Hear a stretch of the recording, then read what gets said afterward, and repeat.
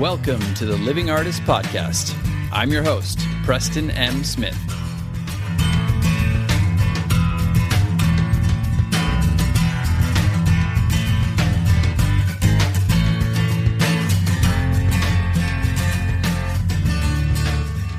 Hey, everybody. Welcome to the Living Artist Podcast. I'm Preston M. Smith, at PMS Artwork everywhere on internet land and socials. I want to thank you for landing on this podcast. Whether you're a professional artist, just getting started in the art world, a collector of art, or just consider yourself a creative person, this podcast has something for you. I like to think of it as a fun way to rant and talk to other creative people about living the life of an artist, surviving and getting ahead in the art world, and enjoying your life. But most importantly, not waiting until you're dead to make it happen. All right, let's get started.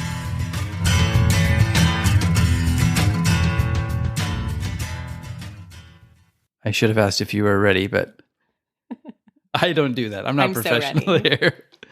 All right, we're here with Aimee Mandala. Thank you for coming up, making the trek up to the valley. You are one of the few guests that I've actually had back in the studio. Yeah, I'm excited. That's exciting. Yeah, thank you for having me. Of course. And sorry, I'm just checking something here. Okay, we're good. Aimee is kind of a relatively new to the scene artist, I would say. How long have you been doing this?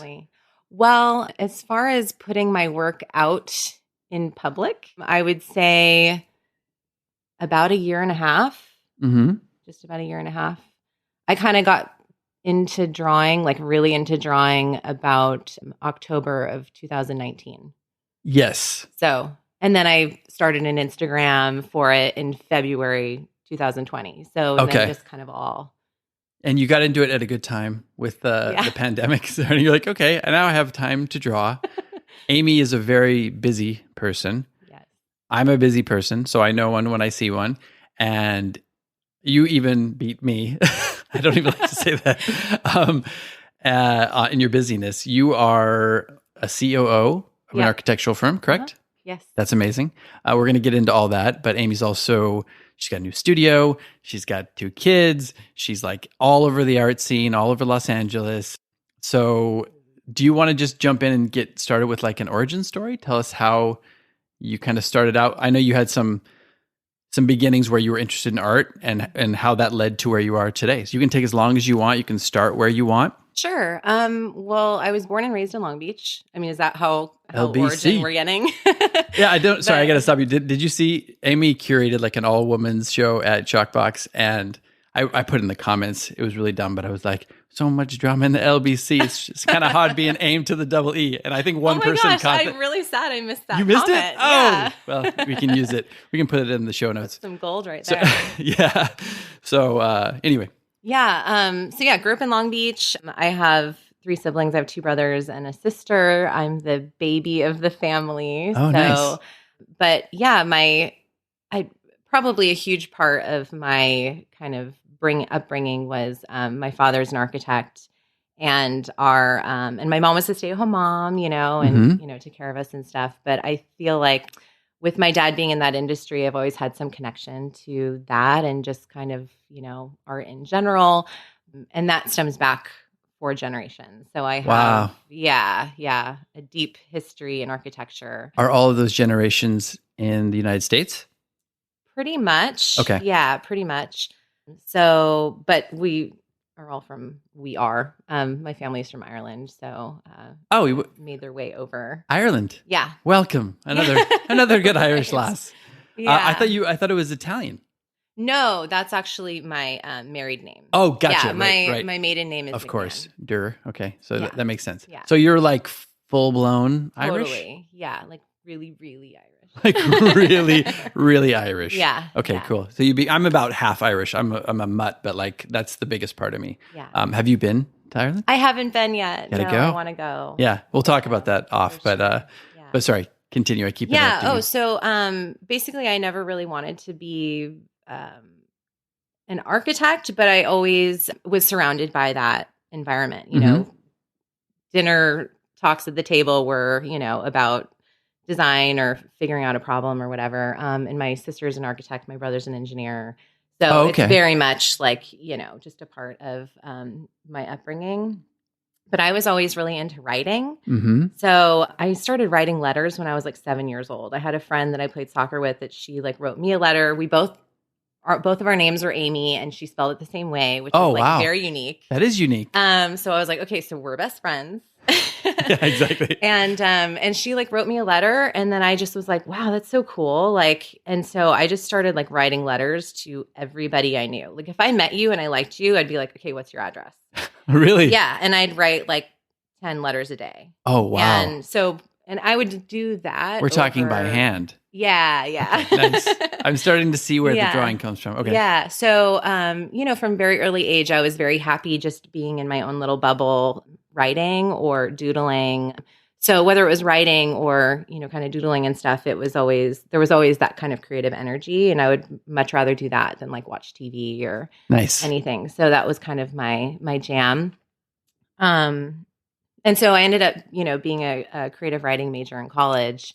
And so that was really my focus. And I just really enjoyed that. And I always kind of looked at architecture as like something that was like I'm not, a part of that. That's too technical for me. I'm not like that. I'm more free and all that kind of stuff. Right.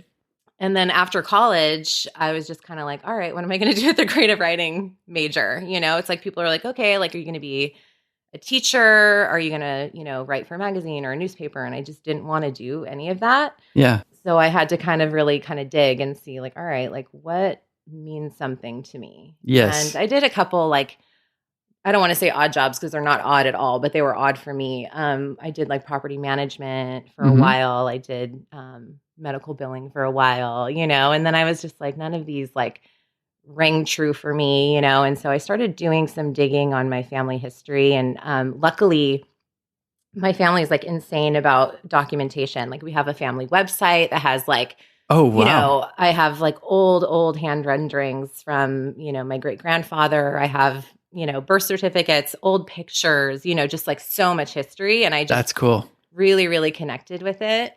And then I was in the middle of this kind of like existential moment where I'm like, okay, like what am I doing with my life? And I was driving in Long Beach and I saw a building under construction and it had a sign that was an architecture firm. And I was just like, I'm just going to call them and like see if they're hiring. Oh, nice. And so I called and I got an interview the next day and then I got hired right away. Like, oh, wow, if not on the spot, like I got a call right after. So, and I think a lot of it. Did you just interview really well? Or yes, you made a good impression. I really did. No. Yeah. Well, I think that they had some people in administrative positions there previously, but maybe didn't understand the ins and outs of the business as much. And so the fact that I had that kind of foundation from my family, I knew the language. And my boss distinctly told me later, like that he hired me because I came in and I was like, I don't want a job. I want a career. Oh, wow. So I was like serious about it. And, it wasn't like a stopping point to jump somewhere else. It was like, no, I'm like, I want to do this. Yes. Consistency. Yeah. I just see you coming in with your family tree and be like, boom, and upset. They're like, you're hired. Yeah. Yeah. That's cool. I mean, I was wondering how this, I didn't know if it was something where maybe you even had some, familial connections or something like people were doing architecture and you're like, oh, just a family business, Yeah, no, it wasn't even connected to my family at all. Oh, wow. So yeah, it was just totally on my own, just kind of like showed up and got lucky. They're a great firm and I've been with them for 14 years and just kind of worked my way up. 14 years, that's job security. Yeah. And now you're like, now I'm going to burn it all down. Well, we'll get to that. I was wondering is it something, let's get to it right now. Is it something you're thinking about maybe jumping in full time as an artist, or is this something that you're just exploring right now? Well, I think that there would need to be major financial stability in order to do that. Right now, I think that it's more, I feel like I have 2 full-time jobs.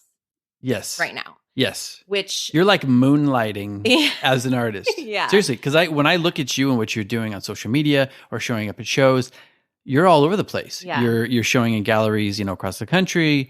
You're in ShockBoxx all the time. Like we went to Joy Ray's show this weekend and you're like, oh yeah, I was hanging that. I was like, what? How do you have time to do all this?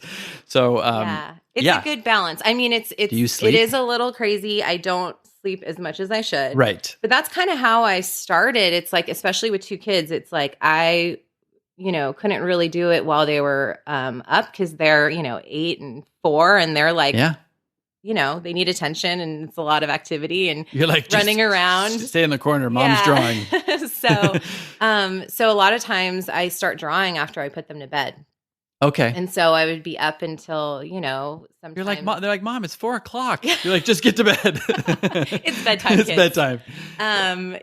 So probably from like 8:30 up until like midnight. And then if I'm on like a serious roll, like if I just, I'm on that kick and I'm like close to the end of something, or there's some like, I'm having a moment, like there's definitely been times where I've gone to bed at like 3:00 in the morning. Oh yeah. And then had to wake up at like 6. Definitely. Go to work the next day, so. Well, and that's something with more realistic type art. Like I know when I used to do pop surrealism, I had times where like if you're in a groove and you're feeling it, you're not going to stop. I had a couple times where I was up till 6 a.m. and it was like a 14-hour session. I like hadn't eaten. So I completely understand. Yeah. But also I was waiting tables at the time. You have like a legit serious job. So has that gotten in the way at all of your work? Well, I do feel like that, a lot of times because it's so new and I'm so obsessed with it, it's kind of like I'm thinking about it all the time. Yes. So sometimes I feel like in my normal job, I'm thinking about art, and where I should really just be thinking about my job. But yeah, it's like I'm constantly switching on and off, both sides of the brain. And, and so but I love it. Like I couldn't go without, and I don't know that I could go without my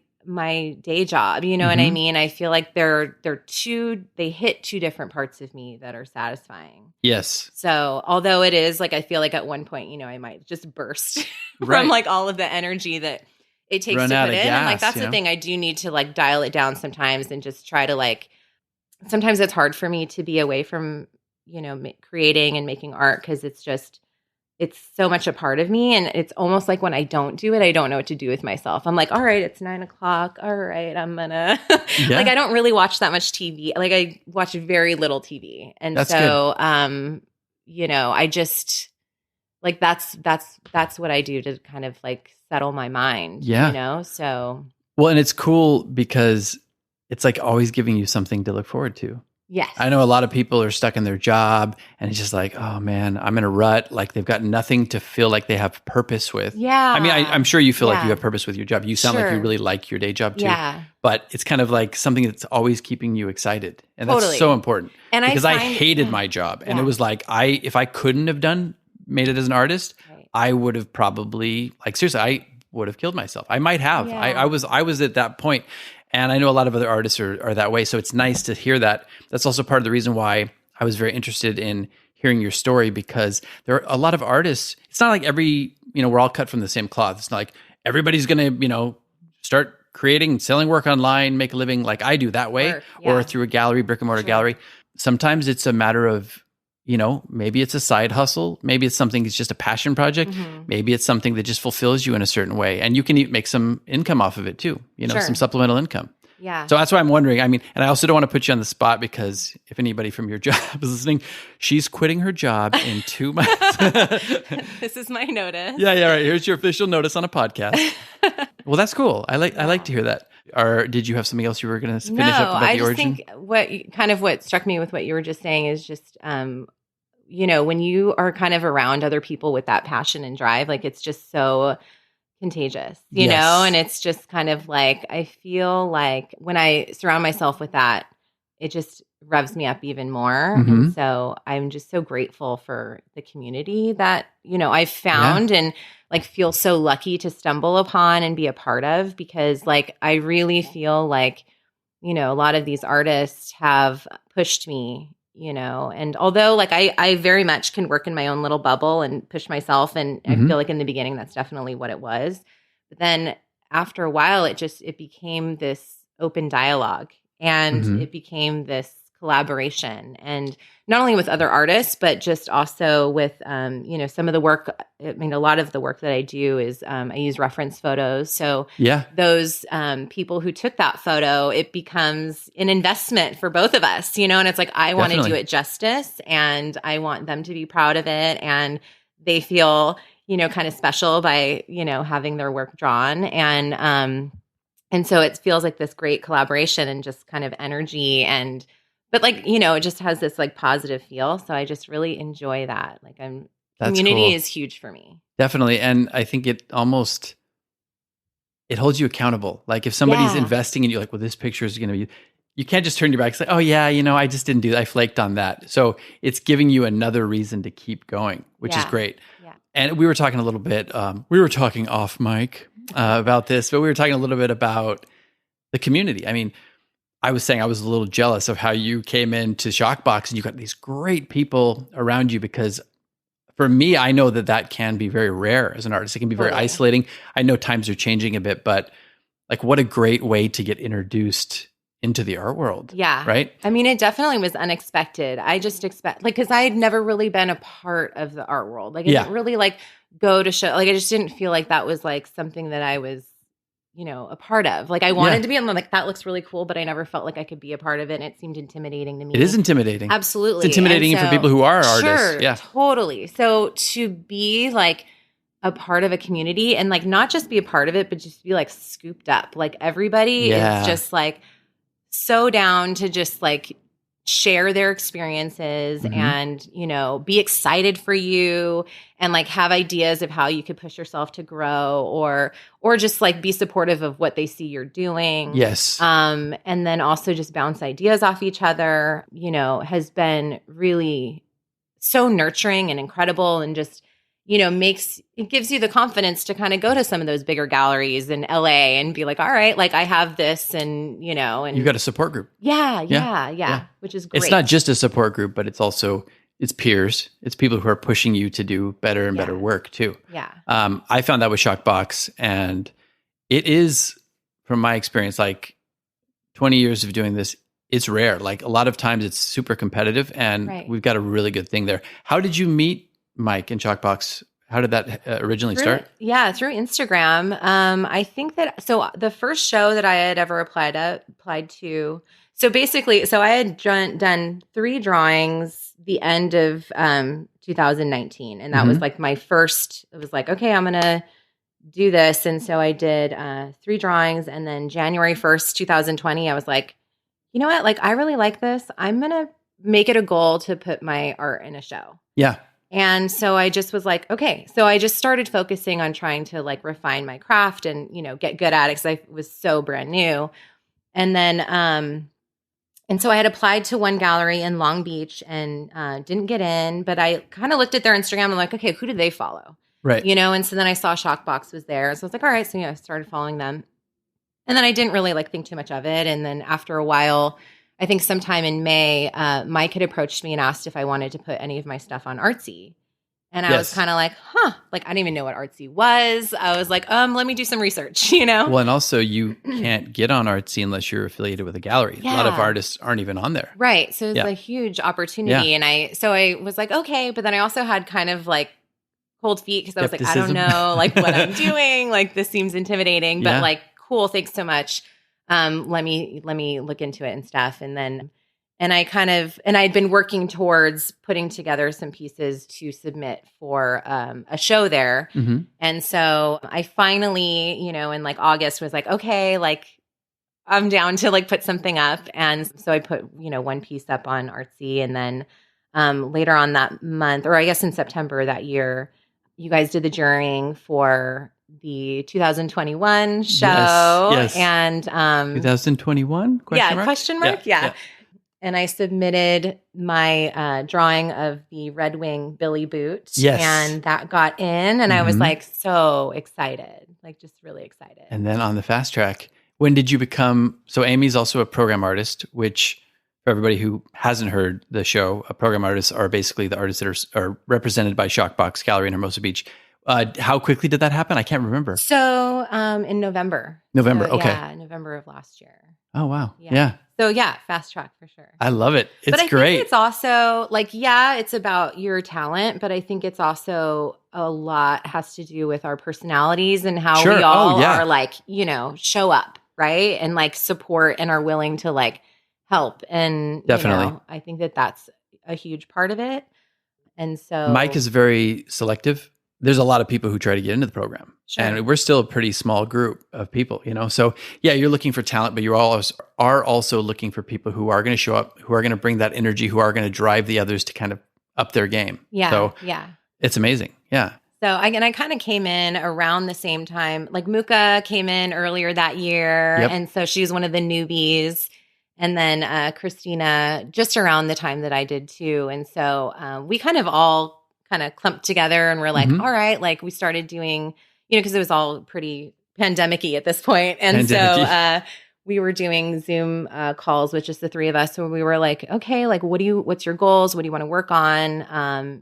So it was great to have that support, but not only just like support, but female support. I think like it's so often, women can be very competitive and like, it was so great to be able to just like, be there for each other and kind of like, all right, like what are our goals? And that group is kind of expanded. So now it's like, we have other people in the program that are, we're all looping in and getting to know. And it's been so awesome. Like it's such good energy. It's amazing. And another thing that makes me jealous, because I feel like we don't have a guys group that's supportive. You know what I mean? Scott's like, definitely jealous. He's like, I wish I was a girl. Has he said that? Yeah. No, it is. It's no like, boys allowed. It's wonderful. I completely understand it. It makes sense. And I'm happy for all the women who are in the group. And it's amazing to have that kind of a support group that not only is it just like, oh, we're just getting together and we're talking, like you're actually pushing each other. I can see you having these secret meetings, scheming, like how to take over the art world, Yeah. And that's great.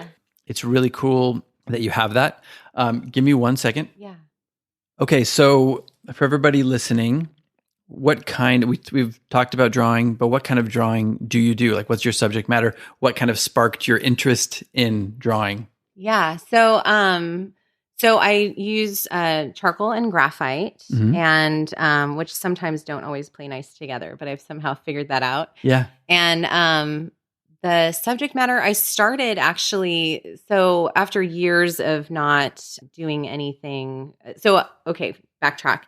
I painted for a little bit, for a few years. After college, I took some painting classes with my dad and sister, just at a community college. And it was just a way to like spend time together and also just, do something fun. And so, but they had this incredible foundation of like hand rendering. Like they know they know perspective, they know all the stuff. Yeah. So I was always kind of like, would compare myself to them. And so I just didn't really think that my like paintings were that good. And like looking back, I feel like, they actually weren't that bad, but like I kind of was just like, whatever, I just I wasn't that satisfied with them. And I think it was because I didn't have the foundation of drawing first. It's like, I just skipped this step and went straight into painting. And then was like, why isn't it working? Like, so it's just something I always harp on. Yeah. Yep. So I think that when I was just really finding, like after I had my two boys, I, had kind of just put all that creative stuff on hold because it was like, you're so busy taking care of them, working, all this stuff. So I kind of just didn't make it a priority in my life. And then I just realized like I really missed being creative. Yeah. And it was like almost like this insane pull that I needed to do this.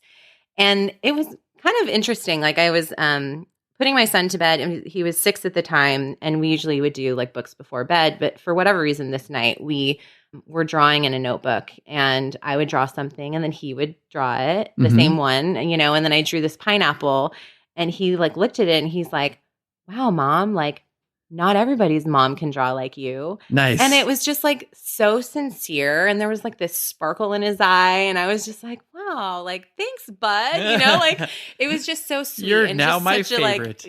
Pure moment, And I was just kind of like, you know what? He's right. Like not everybody can draw like, so. Yeah, definitely. So I was just like, and I had been inspired by people who were in the business of craftsmanship or making things. And I just found that to be so interesting. And like, also, like it's dirty and it's gritty, but it has like this incredible, I just saw the passion in it. And so the first thing that I was like driven to draw was this welder's hand. And it was just covered in metal dust. And, if you look at a hand that's covered in metal dust, you could really see all the intricacies of it. And the wrinkles, the creases. Yeah, just everything in it. But I saw it and I just thought it was so beautiful. And so that was the first thing that I drew, and I labored over it. I wanted it to be so perfect. And it was like really just starting from the beginning. I couldn't even remember like how to even map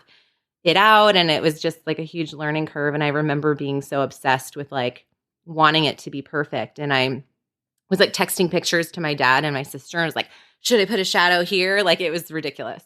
And so it took me about a month and a half, and then I finally completed it. And then I was like, okay, like I really like this. And so I ended up doing another hand and then another hand. And then eventually the hand was holding a tool. And then eventually I was just like, well, I like that tool. I'm going to draw that tool. And so the thing that was really, so I feel like it all kind of like organically presented itself. It like started with a craftsman's hand and then went into tools, and then it went into work boots. And so it's kind of all in that same theme. Yeah. But I just love the grittiness of it. I love that, like, in tools, there's this fantastic opportunity to capture light and, the grittiness of it. But I look at these objects as, because I mean, it is kind of a random thing. Like when someone asks me, like, what do you draw? And then I tell them that I draw like craftsman's hands and tools, or like, what? I love it. I would have been intrigued automatically. Yeah. Well, I mean, I feel like there's definitely an audience for it, sure. but it's not always like, it's not a common thing, right? Yeah, that's true. But it's almost like it's your niche. Totally. It's great. Yeah. And it's one of those things where it's like, I'm not really willing to like compromise. It's just like, I'm just drawing what is inspiring to me. And, that's, Yeah. And so, but I look at these, objects, it's just like, okay, it's a tool, but I see like kind of a soul in it. And like, it's been held by, whoever knows how many people, and some of them are vintage and, have like helped to put together something, and I think that like so often as a society, we're so focused on the end result of a product, that we don't think about all the heart and hard work that went into creating it. The process. The process. Yeah. And so I feel like a lot of this is like celebrating that process. Yeah. And it's a snapshot of the process. Right. And it's creation like once removed. Like you're doing a piece of somebody who's already creating something with their hands. That's amazing. Didn't you used to sneak next door to a neighbor's house who was a craftsman? Bob. Yeah, Bob. Of course his name's Bob. Bob, we love you. Yeah, as a super young age. I was probably like, 6 years old, and they would have garage sales all the time. And I would just like peek out my side window and be like so excited on a Saturday morning that there was like little treasures, to be looked at and stuff. But he often was refurbishing things. And so he would be in his garage, sanding things, painting things, cleaning things up. And I would go over there and just chat with him. And, he was probably in his 60s, but it was like we were both kind of little gifts to each other, unexpectedly. And, my mom would be like, where is Aimee? And like, sure enough, I'm like next door, like chatting with Bob. So that's so cool. So kind of like I kindred think spirits on some too. level. What's that? Kindred spirits on some level. Oh my gosh. And I saw him years later. We moved away from that family home, and years later, I saw him, and I was with my 2 kids, and he like just teared up. He was so sweet. Yeah. That's so cool. A long time. Yeah. Yeah, that's great. I mean, it's almost like he was your first mentor in a weird way. Right? Yeah. I mean, not specifically teaching you what his craft was. And he has no idea that I do this now. I don't even know if he's alive or anything, but it's just, that would be cool. If you could find him and like send him a drawing of something like he does, that would be cool. That would be like full circle. Yeah. That's amazing. You should check out Aimee's work. I love the detail of your work. I love, one second here. Pause for a garbage truck. Yeah. We are back from our garbage truck break. So I was talking about the simplicity of light and shadow. It's like when you're doing a painting, yes, you're still dealing with light. You're still dealing with light and shadow. You're dealing with perspective, all those things. But you have an added layer of color that gives you that kind of perspective and the three-dimensional quality to it. So you really have to know what you're doing when you're drawing. I love the detail of your work. I love the theme of your work. Everybody needs to check it out. We're going to quickly just tell people where to find your work in case, for some reason they can't make it to the end. So my work is on my website. It's Aimee, Aimee Mandala, Mandala art.com. And then I also have my Instagram page, which is A_Mandala_art. Right. And if you have any trouble remembering how to spell it, just remember the jingle with so much drama in the LBC. It's kind of hard being aimed to the double E. All right. So getting back to that, we were talking about business. We were talking about, you getting on the fast track in the art world. I see many things with you. I see like a wonderful energy that you bring when you're talking to people, when you come to shows. Also, I'm interested in if you cultivated that a little bit or if that's something natural. And also with your business, if you learned any skills in your 14 years as a CEO of an architectural firm and how you applied that to your art practice or like kind of getting on the fast track in the art world. Yeah. I mean, I think that like the business side of things definitely has helped to keep me organized and not motivated because I'm motivated by my art, but organized and also kind of like, kind of mapping out what my goals are. And then like, okay, we got to like get to there, So I think that like having that kind of fundamental, like day in, day out, this is what you do. These are your goals. This is what you're going to achieve. And I'm also very excited when I check a box. Like if I make a list and check a box, I'm winning. Yeah, for sure. Oh yeah. So it's progress. Yeah. So I think that's definitely part of it. And then I think like with work, I originally was very, maybe like assertive in situations, but could be very shy, like in a group. So like if I went to a gallery show and like, I would probably just like stay in the corner and like not talk to anybody and probably like watch.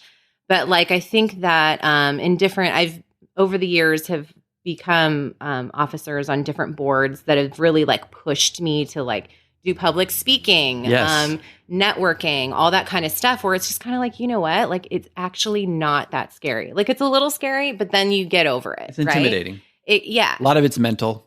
It is. Yeah. So I think once you push past that, you find that like everybody's in the same boat. Like everybody at one point was uncomfortable and like we're all just kids in adult bodies. Yeah, and we're and we're all in the same situation. So I think that like the more that I found that I opened up to people and talked to people that I got a lot of good feedback and I got people who were like, willing to help, who want to see me succeed, you know? And then I want to see them succeed too, like it's really like a push and pull and this like, building relationships. And once you connect with people who you really feel like are seeing, have that kind of same motivation and drive and fire, like it just is so like, okay, like we got this like together as a team, but also, individually, I think like having that background has definitely been a part of me pushing forward in maybe ways I wouldn't have before. Asking the questions, because I am so new, like just asking dumb questions and not being afraid to not know the answer. And I think that people, when you make yourself vulnerable like that, people are more willing to share and be a part of your story. And 99% of the time, when you've asked the quote unquote stupid question, there's like 5 other people in the room. They're like, oh my God, thank God. Thank God somebody asked that question. Yeah. Seriously. Yeah. So that's great. And that is a skill. I always talk about how nothing's a waste, right? Like for me too, waiting tables, I hated it, but I learned so much about customer service that I now apply to when I'm dealing with collectors, writing notes, making sure they're getting their stuff on time, following up with them. I wouldn't have done that otherwise if I'd just gone into the art world. So if you're out there and you're struggling and you're listening, you're going like, I just need to be a successful artist. Well, use the tools that you're learning right now and you can apply those to your art career. So that's great. And then I'm not sure if it was a 2-part question. I'm not sure if you got the energy. I was going to say, you always have this amazing energy when you come into the room. Thank you. Is that something do you feel like you were born with, or is it something you've developed over time? I feel like I've always kind of had that energy, and it depends obviously on the situation. Sometimes I could be a little bit shy. I was much shyer when I was younger, but I was also a leader. So like I was really into sports. So I played soccer and often was a leader in that situation, not so much like public speaking, but kind of like, all right, guys, like this is what we're doing, So I feel like that helped shape me in a lot of ways too, because it's kind of like you persevere, you go through, it could be hard and then you get past it. And then also it's a team player kind of thing. So I think that I've always kind of had that in me. It probably has come out more as I've gotten older. And as you get older, you get more confident and kind of like assured of who you are as a person and kind of what direction you want to be and how you want to present yourself. Or you just stop giving a fuck. Yeah. You're like, I don't care anymore. You just stop caring. And I think you also kind of gear your energy towards things that really matter to you. There's stuff that you start realizing that time is finite. Absolutely. Right? You don't have time for the BS. Right. And so I think that once you start really focusing on the things that actually matter to you, then you're going to have like good energy because it's something that you care about. It's crazy that you said that. Like I recorded an episode that I'm going to see if I'm going to put it before or after this, depending on how quickly we get this up. But it was all about that. It was like listening to your body, listening to the passion that you're feeling in that moment, because you start to realize like, I can't be everywhere. I can't spread myself so thin forever. Time, energy, all that stuff is finite. So, and I feel like I'm a bit of an extremist that way. It's like I have certain things that I'm passionate about that I am like not willing to negotiate on. Yeah. Maybe to a fault. Probably to a fault, but it's kind of one of those things. It's like, I would not be happy if I wasn't like, I can't half-ass something. I can't like half put my energy or my it's just, I don't work that way. Yeah. So it's like, once I started getting into art, it was like, what can I learn about it? How can I be a part of it? Can I help with installations? Can I help with I've been helping with like the artsy uploads, so that I'm like getting to know the different artists. I'm getting to see what, stuff is getting juried into shows. And that shows. All this stuff shows. It's so, well, thank you. It all is these different aspects that help make me more rounded, I think, in general as an artist. And also, with other artists, having conversations about it and how we can all improve, Yeah. And I was going to ask you about the jurying because that's something that Mike and I put together with the gallery. And you've done what, 3 jurying? Probably 4. Is it 4? Oh, yeah. 4 now. Oh, yeah. Yeah. We're in the middle of kind of getting into about our second round of jurying on this one. Yep.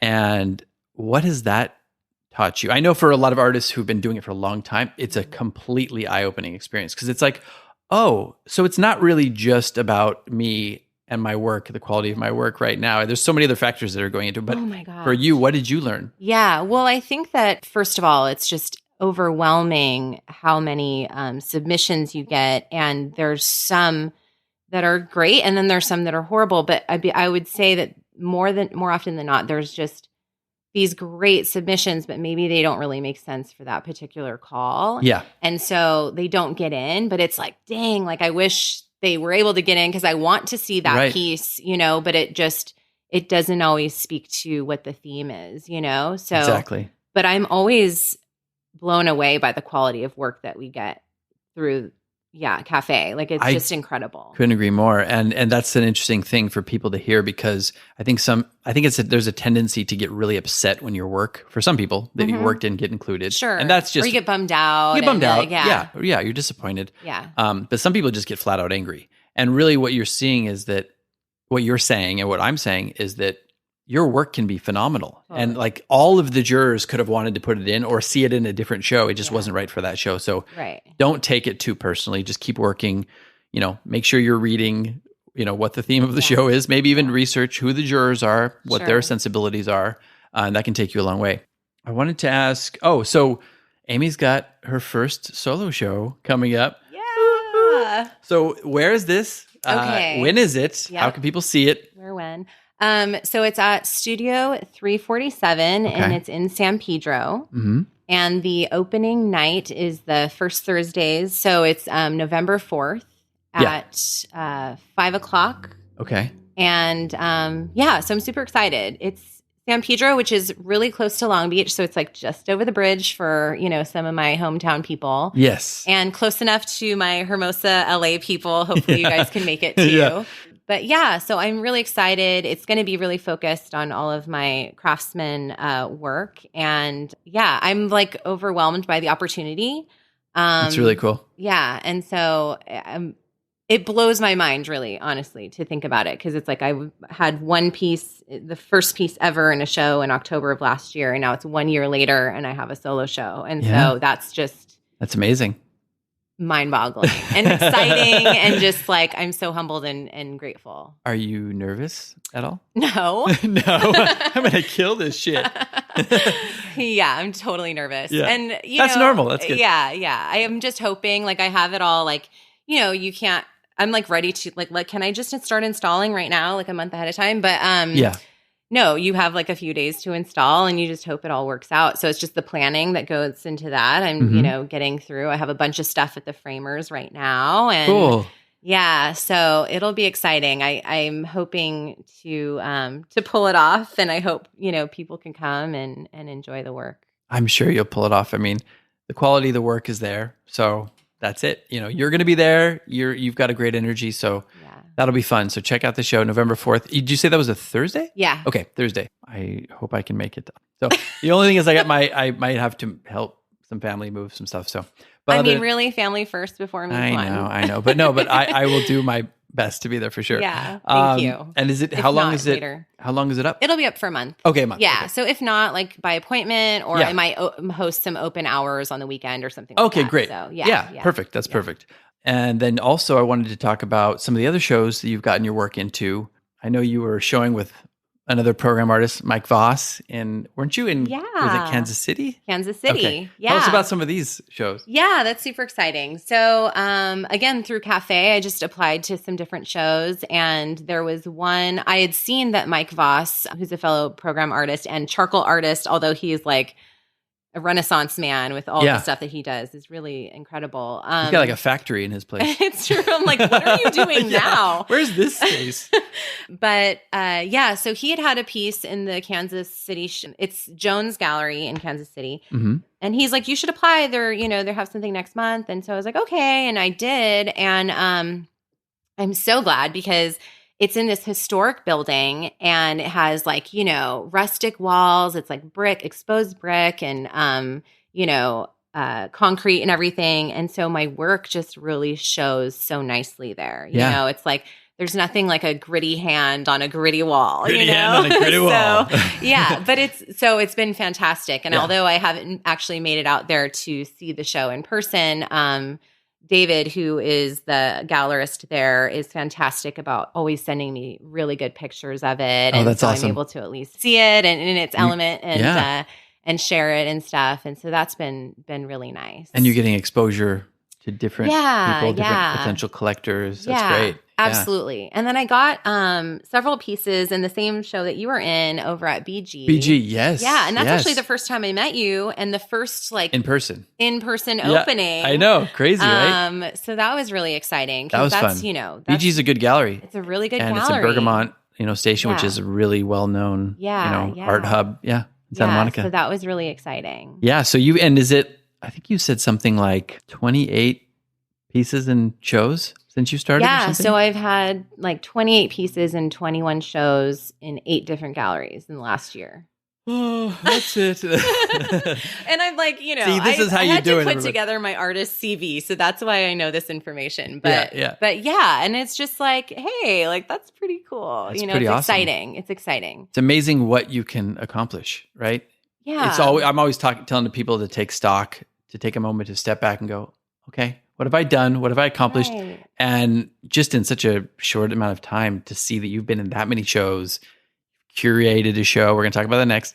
You've been a juror on a show. You're represented by a gallery. I mean, come on, that's amazing. So it's really cool. Yeah, and I do not, brush off the fact that like it has been, through incredible relationships that I've been able to build within this period of time that have helped, get me there. Some of the stuff, sure, on my own, but like I wouldn't have applied to that gallery in Kansas City if Mike didn't say, Mike Voss didn't say like, hey, you should apply there, So, but it's because of choices you made getting into here. So it's like you're just following what's happening, which is great. Because some people just close themselves off, like, well, they've done this. This is enough. A lot of kind of performance anxiety. So you're pushing yourself to continue. And that's the thing, like when I got my goal was like, okay, just get in a show, get your piece up on a wall. And then I didn't know it was next. Yeah. Right. And then it was just kind of like, all right, like, cool. I'm going to keep doing this. Like, this is fun. This is cool. It's nice to be able to, have your work in a show alongside these incredible other artists. Like, I'm always just so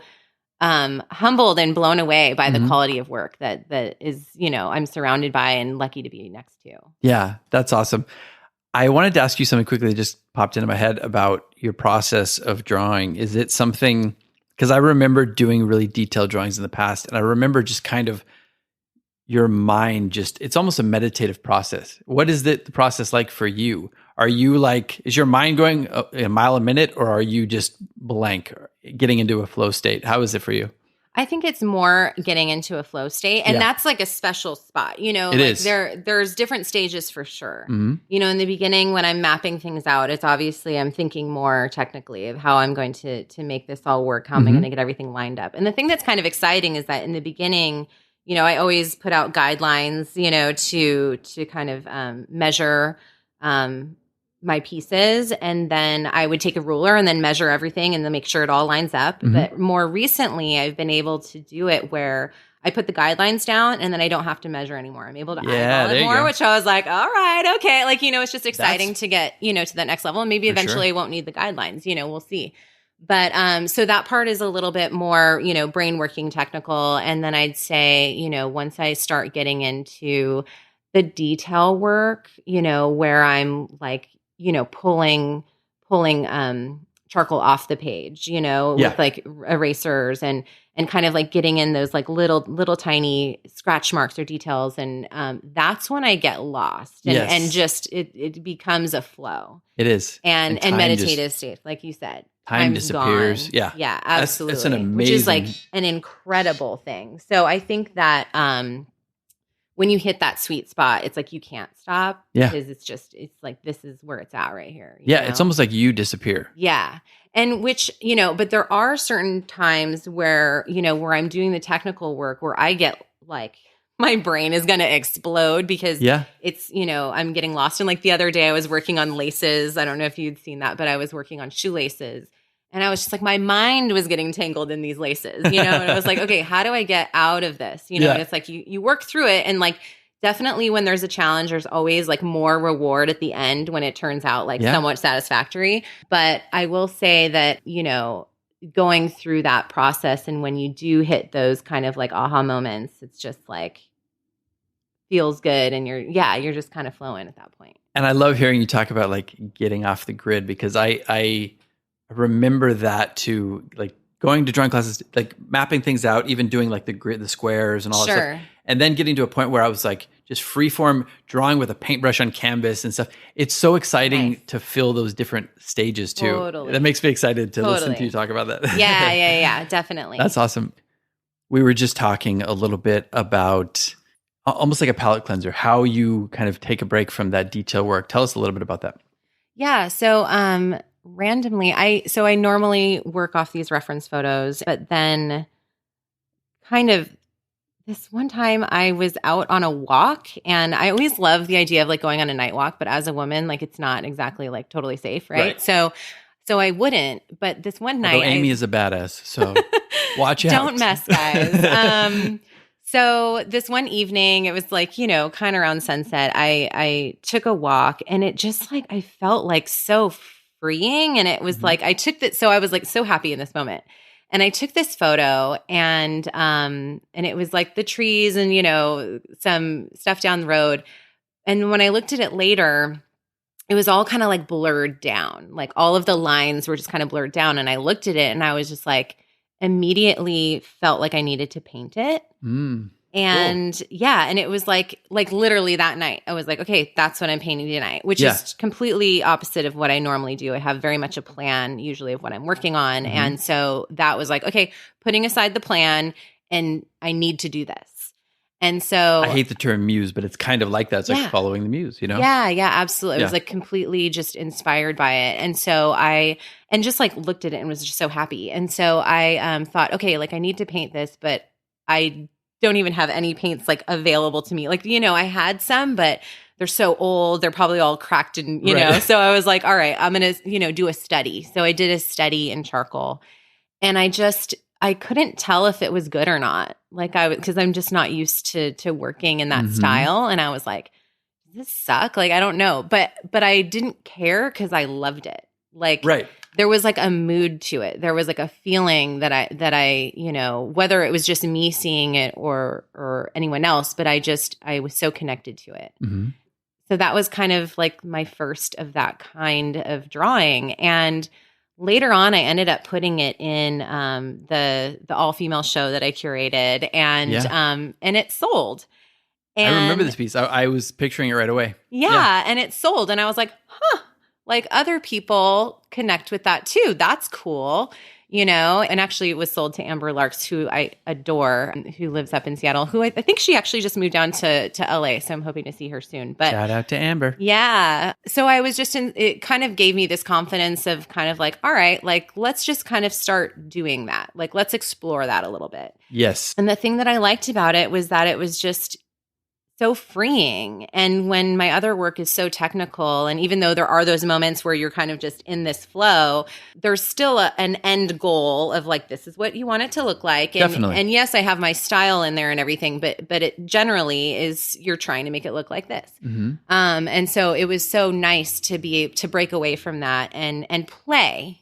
Yeah. And just, get my hands dirty and be kind of messy and just see what happens. Yes. And have no record, like there's no connection to having to show it, or, it could just be for fun for me or just practice or whatever it is.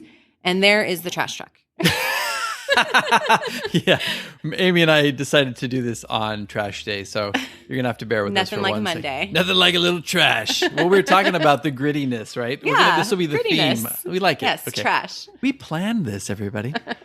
Well, there's a couple things that I love about that, and I'm just going to talk through the trash truck. Yeah. This trash truck is not going to keep us down. No. So 2 things that I like about that. One is I'm seeing a theme with you and your life and your work, which is great, which is kind of like trusting a new path. Yeah. And also knowing that path is difficult, but having I always say this, the gumption, I don't know why I love that word, but the gumption to be able to push yourself, because I see a lot of growth with that. If you're not pushing yourself, and pushing your boundaries, pushing the goalposts forward, you're not going to grow. And I see a lot of growth with you. And even this quick growth we've seen recently comes from that. Yeah. Comes from that spirit. Also, the other thing that I love about that is, and it's something that I can relate to when I used to do pop surrealist pieces, they were a lot of very personal stuff from a dark period. And it was always like, is this going to really resonate with people? Right. And the thing that I find is, no, it's not going to resonate with everybody, but there is some sort of a universality to, like, if you're exposing something that you're really passionate about that really affects you, there's an automatic audience for it, really, because somebody else is going to feel that from you. Yeah. Of course, you have to have the skill to be able to execute it, right? Sure. But yeah, it's exciting. I think it's funny too, because it kind of shows both sides of me, because there's this technical side of me that maybe could be related to my business life, right? Yes. And then there's this other side of me that just wants to be like free and just have fun. And so I feel like that's tapping into that too, which is hits a different part of me that's like, so special. And so it's been fun, and I've created probably about 7 pieces, and and it's called the Moody series. I love it. It's great. Yeah, and there's a little bit of color in some of these. Yes, some of them, yeah. And it's funny because you look at them, and some of them, it's like there's like dilapidated houses and these creepy trees, and and everything's kind of like run down. And there's something about it, like it may look kind of creepy or dark, but to me, I look at it and I'm just like so happy. And so, but Beautiful. It's funny, like my sister-in-law, she always would like refer to me as hearts and flowers and rainbows, because she's just like, you're so like a happy person. Yeah. And optimistic, and so to see this side of me, which is very much a part of me, we're not one dimensional. No. And so it's great to be able to kind of tap into both sides, when the mood feels right, Yeah. I look at that. I'm a huge Tom Waits fan. So when I see that work, the Moody series, I just hear like Tom Waits' voice. It's great. I love it. I love it. I love the moodiness. And I completely agree with you that we are multifaceted people, especially artists. So thank you for sharing that. Yeah. I wanted to ask you, well, first of all, let's talk quickly about the, well, not quickly. Let's talk about the curated show that you did, the women's show. Yeah, because that was awesome. I wasn't even aware it was happening until like a week Nobody before. was aware it was happening. No, it literally was thought up of on a Wednesday, and then I think I pulled it together in like 2 days. Cool. So that's fun. Yeah. So I've been helping with uploading, like I'd said, uploading art to Artsy for some of the group shows. And then every once in a while, Mike would put together a show with just stuff that's already on Artsy with program artists. And so he was like, you know, you could do that whenever you want. And I was like, oh, okay, cool. And then I would just like, because I'm me, I was like, okay, but I'm going to like make this bigger. Like this is going to not just, well, and I also felt like I needed to ask permission. It's one thing if Mike goes in and is like, oh, I put you guys in a show, but I didn't know all of the artists. And so I didn't feel comfortable. I was like, so what I did is I reached out to them and was like, hey, I'm going to put together a little show, an online show on Artsy. Do you want to send me something new? You know, is there something else that you'd like to show? And then I got the feedback that I got was like, oh yeah, I would. And then I was like, well, I started thinking about it and I was like, okay, well, it's Women's History Month. And I've always been super connected to women in general. Like I went to an all-girls Catholic high school. Oh, you did? So I'm used to being in groups of women. And I also, you know, some of my work with the Long Beach Chamber was with the Women's Business Council. And so I'm like used to like female empowerment, you know, it's like such an amazing thing. And I feel like when women get together, we're able to like be so much stronger and support each other. And so I'm like, all right, like I have some really badass like female artists that I would love to be able to show. And so so I just started reaching out to all of them. And I thought at first like they would be like, because some I didn't really know. I just followed them and admired their work. When I asked them, I was kind of expecting them to be like, I don't want to be in your like, you know, little online show. And, but instead they were like, oh my gosh, yes, this sounds amazing. Like the energy that I got around that show is just people were stoked to be a part of it. And I'm sure also, you know, connected to ShockBoxx too. And so that was great. And an awesome opportunity. And so ended up putting in about 46 artists.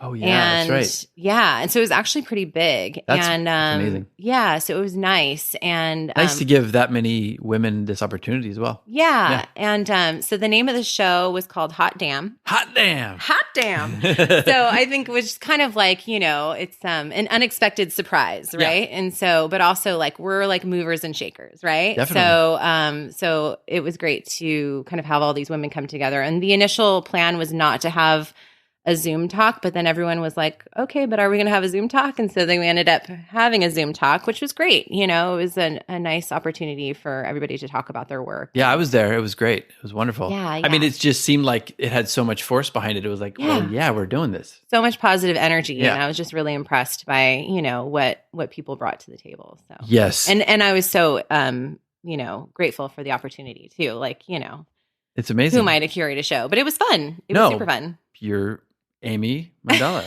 That's who you are. And Mike, like, shout out to Mike because, you know, he's so open to these types of things. Like, how many people would let you? He says the same thing to me. I still ask his permission all the time, even though I know he'll let me do like almost anything I want. Sure. But I'm like, can I do this? He's like, dude, just do it. Do it. Yeah. Well, and I think that's nice. But I think it's also, you know, when he sees that people have growth ahead of them, like he sees that you have this push or something that you want to try. He's like, try it. Yeah. Well, and it's also trust. Yeah, I mean, that's true. He believes in the people that he has in the program and who he works with. So it's cool to have that additional level of trust. It's like, okay, you're here for a reason. Do it. You know? Absolutely. Yeah, that's great. Yeah. I did want to mention, I didn't want to forget this, that you did win in 2021. It was Outstanding Businesswoman, 2021. It was, who gave you this award? This was through the Long Beach Chamber's Women's Business Council. That's amazing. Was it the same day that we did the BG opening? Because I remember we talked about it a little bit in person, or was it? You know what? I think it was just that week. Oh, like was that week? Opening was probably on Saturday, and I think the event was on Thursday before. Right. So I love it. 2021, the year of Aimee. I I love it. Thank It's you. awesome. Yeah, it was a huge honor. And I think, I mean, a lot of it is a test to a lot of people who support me in that world. But I think I really enjoy being a part of my community, and it's really come to the fact that I'm just a contributor. Like I like to get in to the weeds. And so that's kind of all part of it, And but it's satisfying. I mean, you're getting a lot of accolades with both of your careers now. I love that. It's amazing. Like, thank you. It's not just like you're killing it on one and one's just like a passion project. You're actually succeeding in both, which is amazing. Thank you. Hard to do. I appreciate that. And you're, raising two kids. So I'll have to get tips from super you. Super easy. All of the things. Super easy. They raise themselves. And then you also got into Los Angeles Art Association. I was a member of them for about a year and a half. It's not an easy thing to do either. There's a selection, so it's not like everybody who applies gets in. So congratulations on that. Thank you. How's your experience been with that? It's actually been really good. I've had the opportunity to get into probably 4 shows now. Yeah. And 3 of them were online and 1 was in person for their Geographics show. I had one of my Moody series in there, which was cool because, it's nice to have that be acknowledged as like legit. Feels legit when it's at Definitely. Gallery 825, right? So I feel like that's been a great experience. Peter's been wonderful. I actually sold a piece in the last show. Oh, you did? The Billy Boot, which has been around for, about that's right. a year I saw now. that sale, but I didn't realize it was in the show, LAA. It was. Oh, great. Yeah. Awesome. So that sold. So that was exciting to sell a piece through another gallery, you know. I haven't sold a piece in LAA, so there you go. Hey, yeah. That's amazing. This is exciting. Cool. Yeah. And then the other thing that I wanted to make sure we mentioned was I know you were in the process of moving into your new studio. I think you probably moved in. Yeah. Right? Yeah. How's that been? Oh my gosh, it's so amazing. Because before I was working on my dining room table. And so it's like, you'd have to clean up before and after every time, working. And so to be able to just kind of leave your stuff out, and because I always like to come back and look at it, glance at it and be like, oh, I'm going to tweak this one little thing or whatever. So it's been great. My studio is actually in my garage in my home. So I'm just able to kind of pop in there and work when I have time. So it's been fantastic. And I have a little setup for my kids next to me too. So if they want to do art that's next cool. to me, or, I put up the garage door. So if they want to ride their scooters out front, I can still keep an eye on them and stuff. So, but I mean, being in my element, it is so peaceful in there and creative in there. I set it up I have a rug, I have a couch, I have, it feels like a space, a real space where I can just be there to create, and even when I'm not drawing, sometimes I'll just sit in there to just, get that energy. Definitely. Yeah. And I understand because I used to break down and build up my studio every time I painted in a kitchen, when I used to live in a studio, this tiny little studio. And it just makes it easier. It's one more step that's taken away. You can just walk by there, be inspired. Okay, I'm going in. Yeah. So that's amazing. Congratulations. And also it sounds like it's practical. You can still have your kids out there and watch your kids. Yeah. That's amazing. I also like having a studio close. I know a lot of people like it to be removed, really drive to it. It's 2 separate places. Sure. I actually love having I've always worked at home. So it's I find it easy to kind of transition from if I'm doing some marketing stuff on the computer, I can just pop into the studio, come back, it flows. If I'm taking pictures of work and putting it online, it just makes it easier. Yeah. And a lot of the times, it's I'm working late at night, the kids might be asleep, I couldn't. You want to drive downtown. Yeah, that makes no sense. Yeah. So it's essential for me that it's at home. But yeah, I can just set the mood, light a candle, music always, it's just fantastic. That's awesome. Yeah. Congratulations. Thank you. Well, I want to get into some of the rapid fire stuff that we always do. Daily routines. Is there something that you do that kind of keeps you? I think you're a hiker, right? But I'll let you answer this. I like that you think I'm a hiker. I like to hike. Okay. I like to hike, but you don't. just look like a hiker to me. Thank you. Was it my boots? Was that it? Is there something you do every day that kind of, it doesn't even have to be necessarily to get you creative, but just that keeps you sane? Oh, yeah. Definitely. Well, so I like to hike. I Mhm. don't hike every day because I don't live in places that are necessarily hikeable. Right. But I am definitely active. Like working out for me is essential to my sanity. Like if Same. I don't, even if I'm not like it's a rest day, I still have to walk or do yoga or stretch or do something. Like movement is absolutely a part of keeping me feeling stable, Me too. and so if I, and obviously there's certain days where I can't for whatever reason, and that's fine. But for the most part, movement every day, I enjoy, Is that in the all kinds of morning? things. Always in the morning. Me too. Yeah. And if I can sprinkle it in throughout the day too, like I love to just take a walk midday. Like when I'm working in my office downtown, I'll go for walks on my lunch break, all around the marina. Just kidding.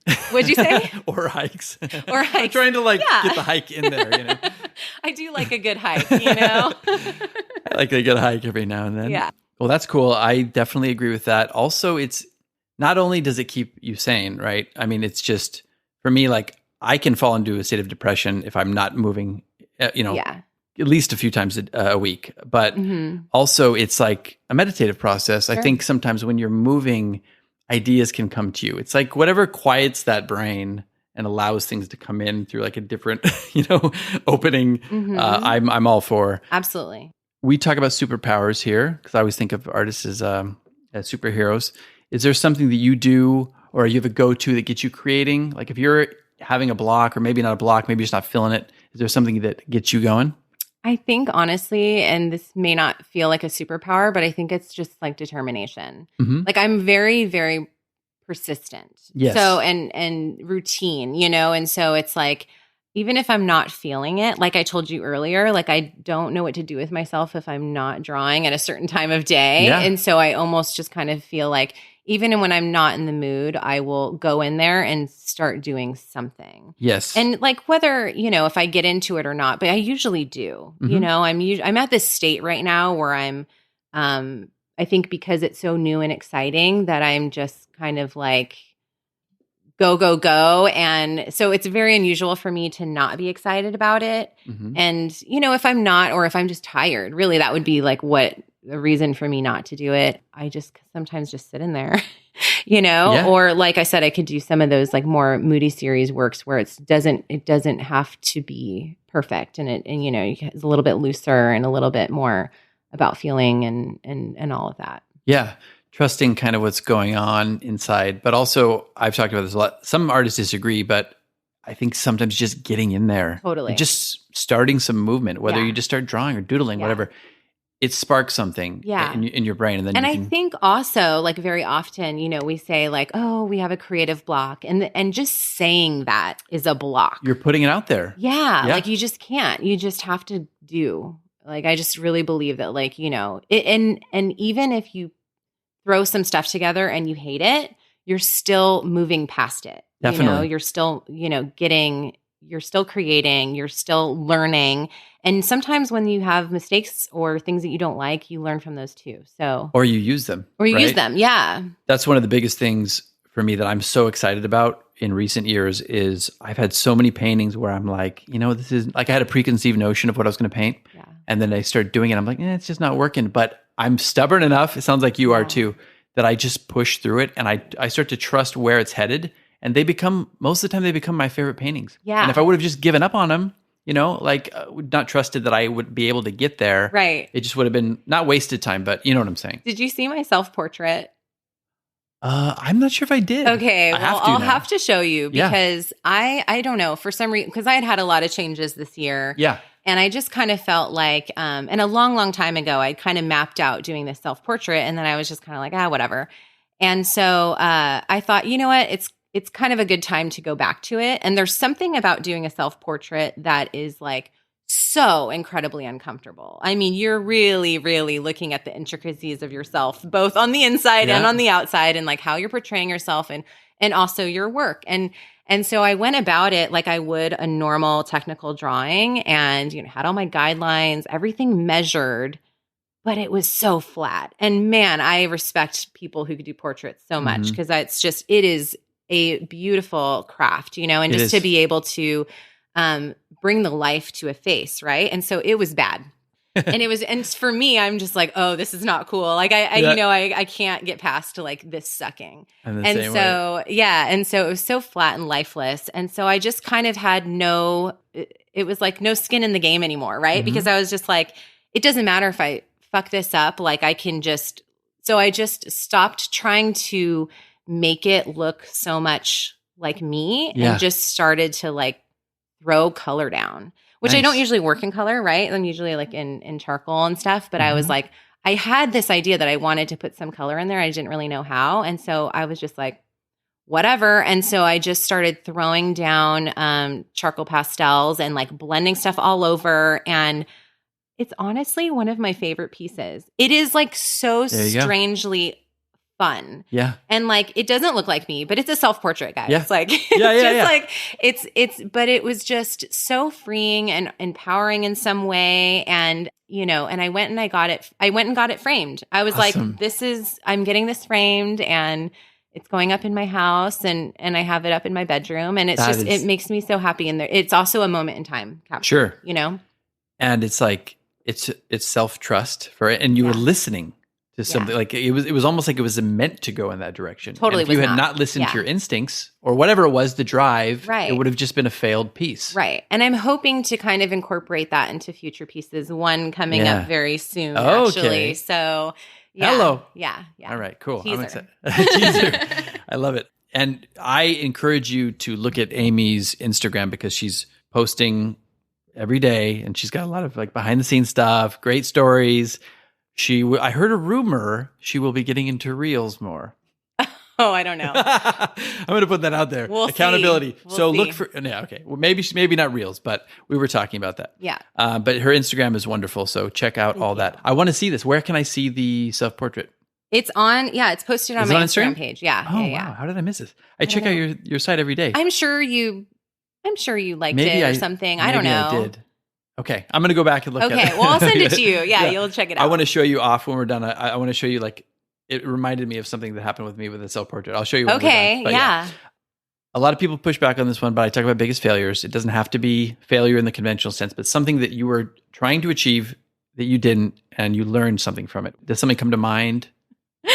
Well, so the first... I guess we did just talk about the portrait. That's I think, that could be totally. I mean, and I do think that like this is probably what you get your pushback on is like, failures I feel like are so, like, I don't feel like anything's really a failure because I feel like you learn so much, right? For sure. So it's all about shaping who you are as an artist. That's a negative connotation. Absolutely. Yeah. But I will say like the first gallery submission that I did, I didn't know what I was doing. And so I put together, it was almost like a PowerPoint.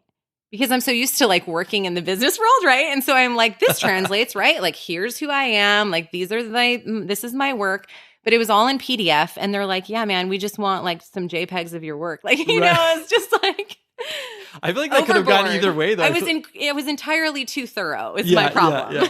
I feel like that could have gone either way, though, because sometimes galleries are like, this is different. Like, wow, they put a lot of effort into this. No, they did not care. Did that, okay. Yeah. But then again, I mean, who knows? It also could have been in that situation where they were juried out because it didn't make sense for their show or whatever. Sure. It could have, been beyond just my PDF, but I just thought that was funny. It's like, I love that, though. And you just like learn from it, right? Yeah. It's like, okay, that's not how you submit for a show. But sometimes I will say my own little pushback, going the extra mile can be good and giving them something that they're not used to seeing sometimes can work. So I would almost encourage you to try that again, like with a different gallery, because they might be like, they might love it and eat it up. So you never know. Yeah. But thank you for sharing that. Yeah. Advice to young Aimee. Ooh. So this can be life advice, it can be art advice, it can be business advice, whatever you want. But something, all your years of experience now, looking back, any age, what would you impart to yourself? I think that I would probably go back to right after college when I started taking those painting classes with my sister and my dad. Mm-hmm. And even though like they were always so encouraging and fantastic, I think that I just internalized too much that I was not as good as them. And I compared myself too much. And I think that we can relate that to any, even now, like not comparing myself to other artists or where they are at. Cause like, different people, cause even with Joy's show, I was like, oh my gosh, she has so many elements to it. And like, I have a show coming up. Like, do I need to do more things like, not like that, but just whatever, and I also am kind of like, well, like that's her story. And, she came from, she's been really invested in developing her craft over several years now. And, you're new. And this is so, and so, not just with her, but all, the other artists, everybody has pluses and minuses and things that they're really strong at. And, sometimes you can easily fall into that comparisons. And so I think it's really very important. Easy nowadays with Instagram too. Not to compare yourself, but be inspired by them. Yes. And if you like someone and you like their work and you are, then ask them questions. If you look up to them, instead of just being like, oh, wow, they're so cool. Like, I want to be like them or whatever. Like, you be yourself, but ask the questions about the things that you really are interested about their work, Definitely. Whether it's their medium or how they're going about marketing themselves even, or, because that whole aspect is a whole nother side of the business for sure. Oh yeah. And nowadays we have that ability to do that. Mm-hmm. You couldn't have done that even 10 years ago. Yeah. Like reach out to people that you see from across the world, working what an and incredible go, opportunity. just DM them anytime. Yeah. Most people will answer you too. Yeah. So just incredible. Don't be shy. And if somebody doesn't answer you, just don't take it personally. They're busy, whatever. But yeah, nothing lost. Well, I guess you're working on the solo show now. Yeah. And the Moody series, which is awesome. Thank you. I want to see the self-portrait. Is there freaking scam likely? Okay, sorry about that. Is there anything that you want to talk about? Is there anything you want to plug? Man, well, we already plugged the show. Yes, so that's good. No, I think we hit all the bases. I think you were very thorough. Good job. Okay, good. Yeah, I know. I feel like I was being watched carefully on this one. So yeah. I'm glad. I want to make sure that you're happy and that you feel like, people have got a taste. I would recommend checking out Aimee's site, her website, her Instagram, ShockBoxx program artist. There's a lot of good information. You've done a couple articles. Yeah. Maybe talk about those. Sure. I was featured for Voyage LA and Shout Out LA. And then I have one coming up soon, but it's not quite written yet through, maybe I shouldn't say it out loud, but yeah. So there's some other stuff coming up. Something coming. Yeah. Okay. Yeah. Something coming down the pipeline. Awesome. Yeah. And you got this. So yes. You're already listening to this. Totally. And then I do have an interview and live IG probably the week of the show that I'll be doing with What's This About podcast. Oh, cool. So okay, nice. Keep an eye out for that. I'll post some stuff on that. It's going to be Instagram Live. Yes. Cool. Those are fun. Yeah. Awesome. Well, great. People know where to find you. And thanks for coming on. Thanks for making the trek up here. It was great checking out the studio. It was so much fun. We will definitely do a round 2 sometime down the road if you want. Thank you. I appreciate it. Yeah, so for fun. Sure. All right. Thanks. This has been the Living Artist Podcast. Thank you so much for listening. I just want you to know that I appreciate you being here, and I'm grateful to be in your ears. Your art and creative life on this planet is meaningful, so thank you for sharing it with me. If you like this podcast, whatever platform you're listening to it on, please subscribe and share it with your friends. You can also leave me a positive review to show your support. This helps me to reach more people with the algorithmic magic and keep the show going strong. If you want to see more of what I do and check out the art that I create, you can visit my website at www.pmsartwork.com or follow me on social media everywhere at PMS Artwork. That's it for now. See you back here next time.